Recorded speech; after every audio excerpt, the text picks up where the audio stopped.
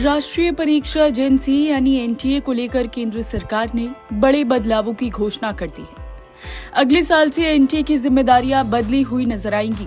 अब ये एजेंसी केवल प्रवेश परीक्षाओं का आयोजन करेगी और भर्ती परीक्षाएं आयोजित करने की जिम्मेदारी इससे छीन ली गई है। पिछले साल नीट परीक्षा के दौरान पेपर लीक की घटनाओं ने एनटीए की भूमिका पर सवाल खड़े कर दिए थे।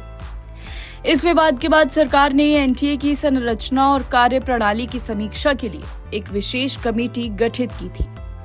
उसी समीक्षा के आधार पर अब ये बदलाव किए गए हैं। राष्ट्रीय परीक्षा एजेंसी यानी एनटीए का स्वायत्त संस्था है।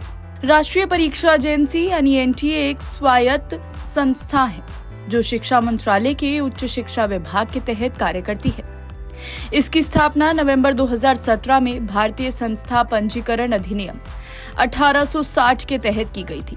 इसका मुख्य उद्देश्य उच्च शिक्षा में प्रवेश के लिए पारदर्शी और कुशल परीक्षा प्रणाली को लागू करना है। एनटीए देश भर में विभिन्न राष्ट्रीय स्तर की परीक्षाओं को आयोजित करती है, जिनमें शामिल है नीट, मेडिकल कोर्सेज में दाखिले के लिए राष्ट्रीय पात्रता सह प्रवेश परीक्षा, JEE जो कि इंजीनियरिंग कोर्सेज में दाखिल के लिए संयुक्त प्रवेश परीक्षा है, CUET विभिन्न विश्वविद्यालयों में अंडर ग्रेजुएट और पोस्ट ग्रेजुएट कोर्सेज में प्रवेश के लिए होती है, UGC NET विश्वविद्यालयों और कॉलेजों में शिक्षकों और शोधकर्ताओं की नियुक्ति के लिए होती है, CAT प्रबंधन कोर्सेज में प्रवेश के लिए करवाते हैं।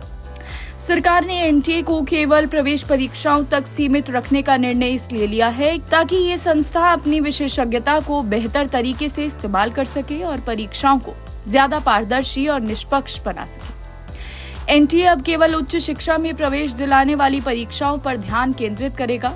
इससे इसके कामकाज में और ज्यादा सुधार और कुशलता की उम्मीद है। भर्ती परीक्षाओं की जिम्मेदारी अब अन्य संस्थानों या निकायों को सौंपी जाएगी।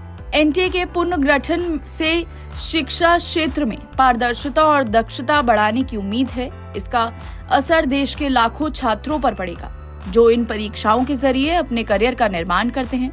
सरकार का ये कदम शिक्षा क्षेत्र में सुधार के एक और बड़े प्रयास के रूप में देखा जा रहा है, जिससे छात्रों को बेहतर परीक्षा प्रणाली और निष्पक्ष परिणाम मिलने की संभावना है। एनबीटी ऑनलाइन की रिपोर्ट।